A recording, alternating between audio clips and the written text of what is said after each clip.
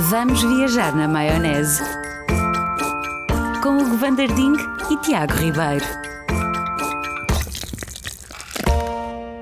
Olá, sejam bem-vindos a mais um Vamos Viajar na Maionese. Ora, então, Hugo Van der Ding, como é que é? Olá, como é que estás, bem? Tiago Ribeiro? Estás bem? Estou bastante bem, por acaso. A viver o verão em altas. Viver o verão dos veranos. Mas não estamos a dar folgas. Se pensavam que íamos dar folgas, enganámos-nos a dobrar. Não só não damos folgas, como ainda aparecemos a dobrar. A dobrar, mesmo, é verdade. incrível. Estamos sempre a dobrar. Sempre a dobrar. Depende da hora também, já sabem como ficam a ver.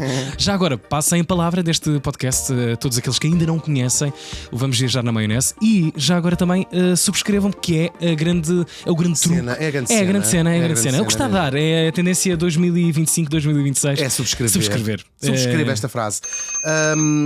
Sim, todos os domingos e quartas-feiras tem um episódio novíssimo. Isso, é mesmo à mão de semear. Fazem download da coisa, levam para a praia, levam, sei lá, para a piscina municipal, onde vão passar o vosso verão. Sim, a piscina municipal. É o que dá, não é?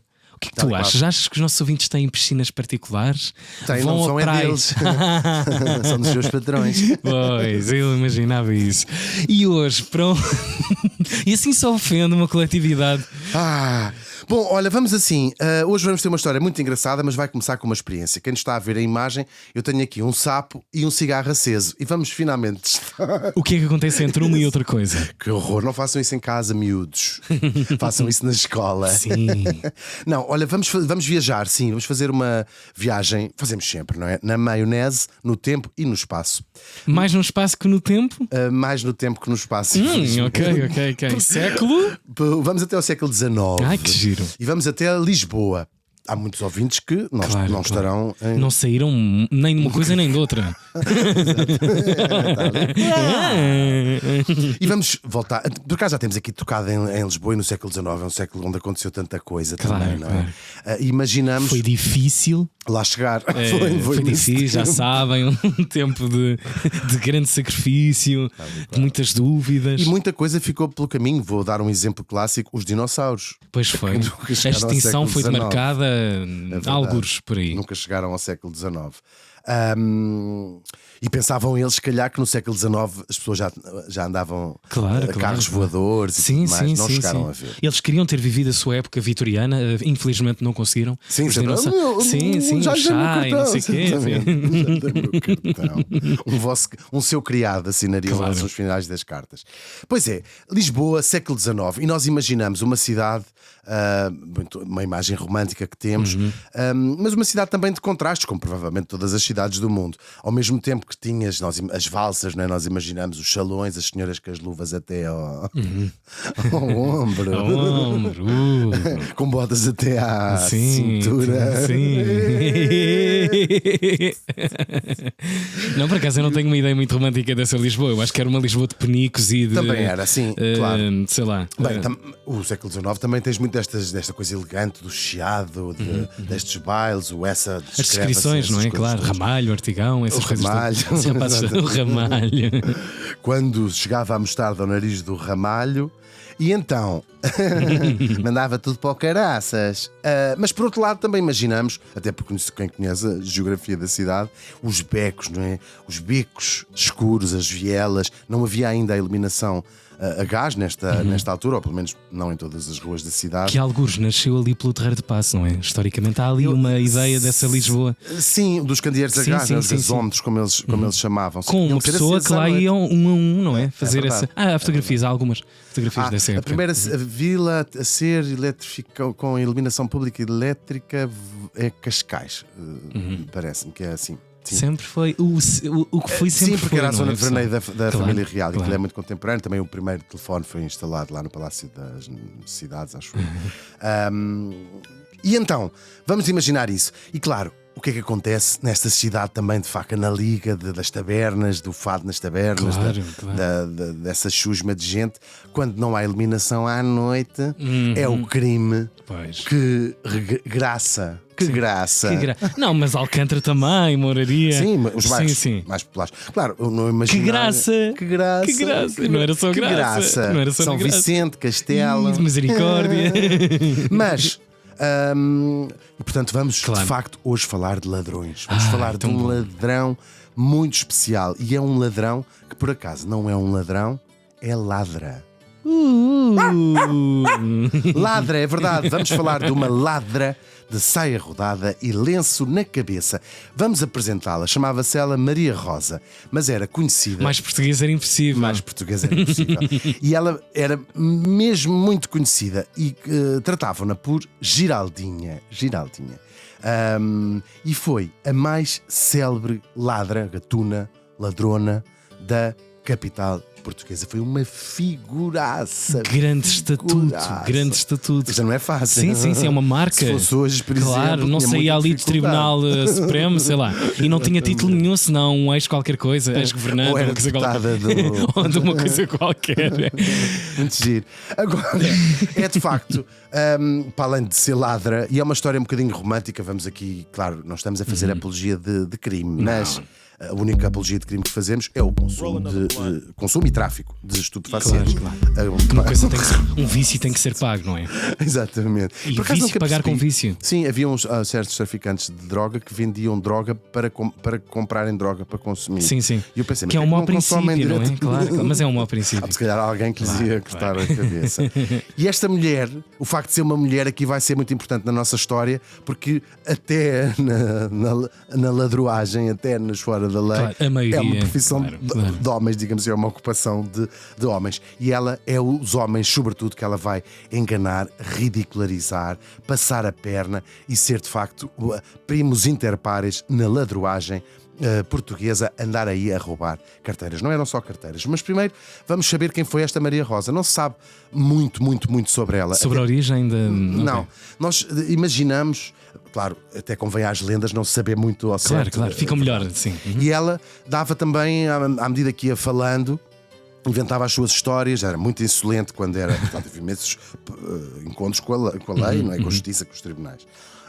Sabemos que ela terá nascido, pela idade que tem noutra altura da vida dela, que terá nascido ali por volta de 1868, e a sua história está intimamente ligada aos bairros populares da Alfama e da Moraria, das Ruelas, não é? Imaginamos também o fado, a Severa assim, oi, Ana Ribeira. Sim. Um fado típico. Sim. Mas cantado já por. Sim, mas é uma Lisboa, é essa Lisboa da taberna. Sim, claro. Destas das zaragatas na rua. Sim, é uma coisa muito. Estes bairros, quando a Alfama e a Moraria ainda eram bairros de marinheiros, não é? No nosso imaginário. Da estiva do Porto de Lisboa, da estiva daquilo. Ora, mostra aí uma foto da tua avó acompanhada por 10 marinheiros. Um deles está vestido. Calculo que ou tinha chegado ou estava a sair. Isto é gravíssimo. O tio Luís ligou-me a dizer: não há necessidade de dizermos estas coisas. Isto é fora, isto é completamente. O podcast estava tão bom com a informação que tu. Mas a Maria Rosa terá nascido, uma das informações dela, na Guarda, na cidade da Guarda, lá em cima, mesmo na Serra da Estrela. E veio para Lisboa, criança, como muitas raparigas do interior do país, para servir nas casas da capital, para ser criada, como se chamava antigamente. E vinham mesmo muito Há um crianças. grande êxodo de Lisboa, ou seja, concentração em Lisboa. Quase que faz crer que durante, sei lá, uma janela temporal, Lisboa foi habitada por uma espécie de todo o país, não é? Quer dizer, sim. para servir, para trabalhar. Vagas, vai havendo vagas. São crises, certamente, nos lugares de origem, não é? Sim, e também tem a ver com a mobilidade, com a facilidade de mobilidade ou não. Claro. Mas sim, há vagas, até mais perto, bem, vai sempre havendo, mas depois, até no século XX, dos anos 50 e 60, bem documentado até no filme Os Verdes Anos. Sim, exatamente. Que vai construir os arredores da cidade, não é? Seja na margem sul do Tejo, seja nas áreas a norte da cidade, não é? Sintra, nas bordas de Lisboa. E ela vem procurar trabalho e percebeu muito cedo duas coisas. Primeiro, ela chega a esta cidade, não é? Que é uma cidade. E percebeu, as mulheres pobres aqui não têm chance nenhuma de viver, ou trabalho de servidão ou miséria absoluta. E depois ela percebeu também que a vida era muito mais divertida, ou levava-se muito melhor, se ela conseguisse apropriar-se daquilo que o mundo não lhe dava ele próprio. É um pensamento muito antigo. Vou buscar. Claro, não vão notar. Quem tem um mundo tem 3 ou 4 mundos. Se tirar um mundo. Ela pensou: se o Maomé vai à montanha, se o Maomé vai andar de elétrico, eu roubo-lhe a carteira no elétrico. Elétrico não havia, ainda na altura. Pois. Ela vai perder o primeiro emprego lá nessa casa onde ela começa a trabalhar, supostamente por causa de um roubo. Mas ela dava outra versão quando perguntada sobre isto. Disse ela que largou a casa para ir atrás de um rapaz, a sua primeira paixão aqui na cidade. E então, esta nossa Giraldinha, este apelido vem também, tudo histórias contadas por ela, porque ela vai se tornar mesmo uma figura. E ela diz que andava a pedir dinheiro e trabalho aí pelos prédios da cidade, que era um dos seus esquemas, já vou contar. E uma das velhotas abre a porta e diz: ela fazia às vezes um dos esquemas dela. Ela começa por roubar carteiras, claro, roubar coisas assim à mão, claro. Sim, diz que ela usava o facto de se usar saias largas, não é, para esconder coisas, roubava assim em todo o lado. Mas depois dava golpes um bocadinho mais sofisticados, que era, ela via anúncios de um quarto para alugar, era muito comum, não é? Viver-se em quartos alugados. 700 euros na Alameda, não sei o quê. Sim. Mais ou menos estamos a reconhecer essa realidade. Claro. Mas há assim muitas figuras. Claro, sempre foi a história. Temos esse imaginário, não é? De se viver em quartos alugados. Temos até o escriturário que vive num quarto. Os filmes portugueses, já mais tardio, também há aquela ideia de se viver numa espécie de boarding house, uma pensão informal onde as pessoas viviam o tempo todo. E ela vai lá, fingir que está interessada num quarto, entra por dentro da casa da pessoa e rouba-lhe as coisas todas. Era o que ela fazia. Ou então fingia que estava à procura de trabalho e começava a roubar coisas fixes, né? Joias que a pessoa lá tinha. Ainda por cima ela, uma mulher, desconfiava-se menos. Ela fazia que tinha vindo a subir as escadas do prédio da Baixa, não é?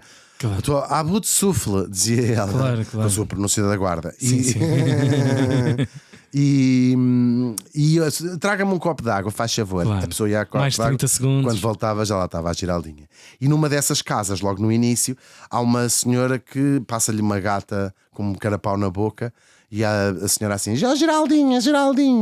E a Maria Rosa assim: porquê que chama-se a gata? É o nome dela. E ela é ladra, é a maior ladra aqui do bairro, porque rouba peixe todo às pessoas. E ela achou graça à Maria Rosa, claro, e adotou para ela o nome. Gata já era. Giraldinha. Ladra, vou ser. Agora vamos ver. Agora, a verdade é que esta Maria Rosa, esta figura tão fascinante, não se limitava a roubar coisas. Ela era verdadeiramente quase uma atriz de teatro, não literalmente. Há uma cena performática, performática, não é? Claro, os seus números, as suas cenas. Imagino. Claro, era uma mulher bonita. Há retratos dela, fotografias. E é muito engraçado ver. Ela encenava aquilo tudo, criava personagens, inventava sotaques, inventava histórias para entrar nos sítios, fingia que desmaiava, imagina, muito na igreja, para roubar as coisas. Era uma figuraça. Tinha um acting baseado também em cada uma das situações que. Tinha, claro. sim. Imagina, ia ao mercado da Ribeira ou outro qualquer. E ela própria iniciava uma discussão gigantesca com uma peixeira ou o que fosse. Aquilo levantava um pé de vento ali. Não sei quem foi, já foste. Lá foi, 2 carapaus. Já tem que jantar.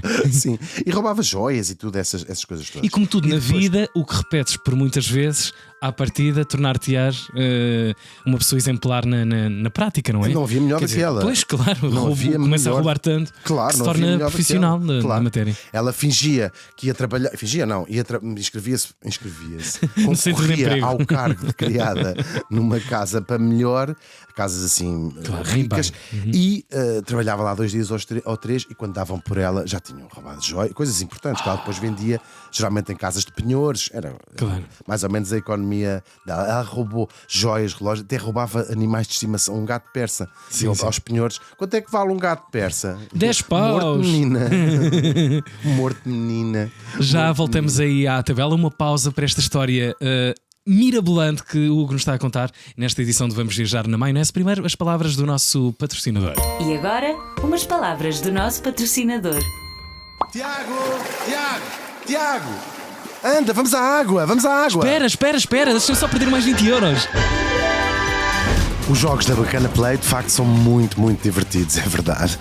Mas não se esqueçam que devem usá-los apenas como divertimento e por isso joguem com muita responsabilidade. Bacana Play, dá um play na vida. Foram as palavras do nosso patrocinador. Ai, de corações ao alto e nasce a lua e a marcha sai de contente. É a marcha. Por acaso um episódio em que quase tudo marchava à volta desta protagonista da história que hoje estás a contar. Sim, estamos a falar da Giraldinha Maria Rosa, que era a maior gatuna de Lisboa. Adoro, gatuna é uma pá, é a vida. Valdevinola. É isso. E era uma mulher, já tivemos a ver, fazia os seus esquemas, era mesmo uma tipa profissionalona. E roubava muito e fartava-se de roubar. Só que, claro, a polícia também a apanhava, não é? E sobretudo os seus esquemas tinham que ser cada vez mais inventivos, claro. Porque ela usava muito, não era só o roubar sem ninguém ver, usava teatrinhos que fazia, não é? Claro. Fingia que ia trabalhar não sei onde. E foi gastando. Já começava a ser vagamente conhecida. Havia sempre mais gente e ela usava disfarces e punha assim uns lenços, que história. E claro, apanhava. E aqui começa a segunda parte, se quiseres, do teatrinho da Giraldinha, que era no tribunal. As sessões da Giraldinha no tribunal eram as mais concorridas que consigas imaginar, e a toda a gente ver, porque ela portava-se com uma insolência gigantesca. Ok, já era uma história pública. Era uma história pública. De jornal, ok. Ela é provavelmente a única ladra. Nos tempos recentes há mais. Sim. Mas a única ladra desta altura, as pessoas adoravam a crónica criminal, também dos jornais tinham-se seguir aquelas coisas todas. Mas ela teve honras de primeira página. Os golpes da Giraldinha tiveram honras de primeira página. Com uma coisa muito curiosa, que é, ao mesmo tempo que era uma fora da lei e era uma ladra, havia qualquer coisa no meio do povo, sobretudo as pessoas mais pobres, esta aura de Robin Hood, que roubava aos One of ricos. them, é a ideia de uma de nós, claro. Numa sociedade a sensação de ser muito é quase uma injusta. ideia de provocar uma espécie de vingança, não é? Em nome do grupo. Sim, é verdade. Ainda que ela roubasse até a para ela, claro. Nós estamos e muito para ela própria, não é? Pois isso já suponho que exclusivamente mesmo. Não sei se dava a alguém. E claro, aqueles julgamentos eram mesmo espetáculos, porque ela respondia mesmo a estas ideias: você é de onde? Sou da Guarda. Então, mas a última vez tinha dito que era de não sei de onde. E ela, então, mas isso foi a última vez. E era mesmo é muito engraçada. Depois as pessoas, ela ria-se do tribunal, as pessoas riam-se com ela. Ela era insolente no sentido de divertida, era quase uma figura de revista, claro. Que quase parece mentira. E pronto, conta-se que um juiz lhe perguntou: você não tem vergonha destas coisas que faz? Porque a própria polícia quase achava uma figura engraçada, não é? Uma croma da vida, claro, assim, claro. Eu tenho vergonha, mas é só ao domingo. Isso é mais ao domingo. E claro, e pronto, e ela às tantas, muito insolentemente, via a lista de coisas que tinha roubado, e ela parece que ainda esquece de não sei de pôr aí um relógio ou uma salva de prata, assim, esse tipo de coisas. Espertinho. E portanto, claro, os jornais da época tinham ali uma coisa sensacionalista de acompanhar os julgamentos e de fazer aquilo tudo, e ela torna-se de facto uma estrela. Toda a gente sabe em Lisboa quem é. Isso, em termos profissionais, não sei se era muito bom, porque os seus golpes tinham que se ficar cada vez mais complicados. Claro. E ela claro, e os jornais tratam-na com muito respeito, como uma mulher altamente inteligente, uma mulher altamente sagaz. Portanto, havia não era propriamente uma figura que eles odiassem, e até lhes diziam que tinha uma certa elegância no roubar e fazer essas coisas todas. Isto é tão fora. É verdade, e sobretudo havia também esta ideia não só de uma mulher pobre que quase desafia as convenções e vais pela vida, mas também esta ideia de ser uma mulher, não é? Numa altura, no século XIX, onde a mulher era basicamente uma propriedade de um homem, não é? Ou do seu marido, ou do seu pai, e esta era uma mulher altamente independente porque vivia do seu próprio trabalho aqui, sim. Entre aspas, é verdade. E com pouco recurso à violência, como se percebe, não é? Ou seja, são só esquemas. De todo, sempre. Sim. E essa talvez seja uma grande diferença entre os roubos, até por maioria dos homens, e os roubos aqui praticados. O roubo dela era com astúcia, não era? Claro, uma historieta, uma coisa. Era mesmo. Sim. Agora, claro que a justiça podia-lhe achar alguma graça, mas não lhe perdoava. E ela, de facto, esteve presa muitas vezes. Entre 1885 e 95, em 10 anos, ela foi detida 21 vezes e cumpriu 2.500 dias de prisão, ou seja, mais ou menos 7 anos em 10. Ela ia muitas vezes presa, ia para o Limoeiro. Sim. Só que ela depois no Limoeiro tornava-se uma estrela absoluta também lá, não é? A contar as histórias dela, era a rainha da prisão. A rainha da prisão mesmo. Organizava pecinhas de teatro, organizava as suas coisas de tal maneira que cada vez que era solta, quando acabava de cumprir a pena, elas choravam a despedir-se da Giraldinha. Sim. E depois aquilo também... Eu volto em breve. Ela, tal e qual. E quando voltava dizia assim: já cá estou outra vez, amigas. Cucu. Até porque eram quase sempre as mesmas, não é? E está há outras figuras também conhecidas que nós conhecemos pelo nome. Ela era a mais famosa delas todas, mas isto era um grupo de mulheres que também iam entrando ali, quase sempre as mesmas e conhecidas pela polícia. Esta pessoa claramente escapou por um triz a uma veia de artista, sim, uma expressão pública, porque tinha qualquer coisa nela, uma centelha qualquer de magnetismo. E não deixa de ser uma figura romântica, de facto, claro, esta independência, esta coisa toda.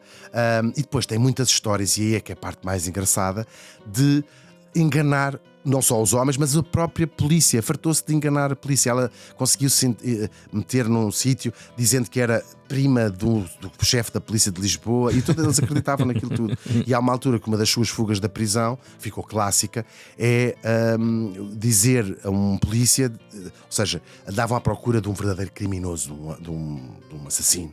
E ela disse: eu sei onde é que ele está, porque eu sei as coisas todas, nós conhecemos todos. Os meandros da coisa. E então a polícia acreditou, e ela disse: se eu vos levar até lá, vocês soltam-me. E eles aceitaram fazer esse acordo. Ela vai com eles até, imagina, o Rocio, ou o que seja, e ela diz: ele está ali naquela casa, deixem-me lá ir eu sozinha, porque senão ele vai desconfiar se for mais gente, e eu trago-o cá para fora. Claro, a polícia ficou lá à espera meia hora, 2 horas, 3 horas. Claro que ela nunca mais apareceu, não é? Eram estes clássicos dela. Esta história em particular teve tanto sucesso que há um famoso na altura dramaturgo que escreveu uma peça de teatro chamada Tintim, uma espécie de revista à portuguesa já na altura, que foi um sucesso gigante em Portugal e no Brasil. A Giraldinha torna-se uma figura, uma estrela. A sua história chega ao Brasil, e os jornais brasileiros vão continuando também lá a acompanhar estas histórias. Ela casa na prisão com outro ladrão, e até o casamento dela veio na crónica social de um jornal no Rio de Janeiro, no Recife.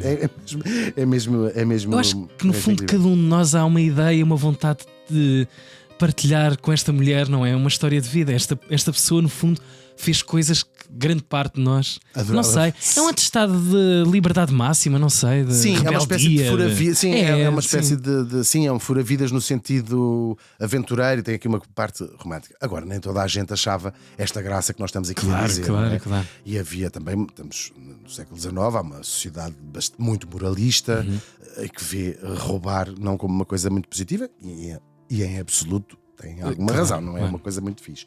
E portanto, muita gente via nela a decadência dos valores, mesmo a visão, porque a visão em relação à classe média, se quiseres, que existia, vamos imaginar o universo das personagens do Eça de Queiroz, por exemplo, via o povo é uma coisa idealizada por esta classe média, como pobres mas honestos, não é? Que depois até o Estado Novo vai também recuperar essa ideia. E portanto isto era o contrário disso. É o povo que vai, não tenho para comer, vou roubar para comer. É um bocadinho esta ideia. Isto chocava um bocadinho, e achavam que mesmo o facto e entregam o papel de uma mulher, não é? Depois claro, e o mau exemplo para as outras raparigas, para as outras mulheres que se criam dominadas e a fazer. Que homem vai casar com esta mulher? Que filhos serão os desta mulher? Sim, ou seja, aquele estigma todo. Então qualquer dia a minha criada também se vai revoltar contra o facto de eu ter. E diz-me que não me serve um chá. E rouba-me. E dá-me uma chapada. Sim. E eu fico sentada no sofá a ver isto acontecer. E portanto ela andava entre esta ideia da burguesia, achar aquilo tudo uma pouca vergonha, uma influencer do mal, e o povo acabar por ver nela um ícone, esta tal mulher que roubava aos ricos para dar aos pobres, sendo que não fazia nem uma coisa nem outra, em boa verdade. E portanto, esta ideia, a Giraldinha, tornou-se até um bordão de linguagem. Parece a Giraldinha, ouve lá, ó Giraldinha. E era dito não como um insulto, até quase como uma graça. E depois, há uma altura em que ela desaparece completamente. Os jornais dão conta da sua morte, terá morrido, ainda se faz um elogio fúnebre, até que vem um artigo no jornal a desmentir aquilo tudo, a dizer que ela não. Circulou muito. Ela não morreu, ela vive em Alfama disfarçada. Ela agora tem uma loja de sei o quê, foi para um convento, porque de repente desaparece da vida, não é? Claro. Esta lenda. E depois, em 1902, aparece um desmentido a dizer: não é verdade, ela foi condenada ao degredo em África e está lá em África, continua a roubar lá. A verdade é que, e isso sabemos pelos registros da prisão, ela de facto foi condenada ao degredo em África, acabou por não ir para a África porque estava já doente com tuberculose, e em 1908 ela vai parar a última vez pela cadeia, aqui por uma injustiça que quase lhe podia ter custado a prisão perpétua. Aparece, isto foi um caso muito público em Lisboa, aparece morta uma varina, penso que em Benfica, uma varina de 13 anos estrangulada. É um caso que apaixona a cidade. Há imagens não sei se milhares de pessoas a ir ao enterro desta varina. Foi um crime chocante.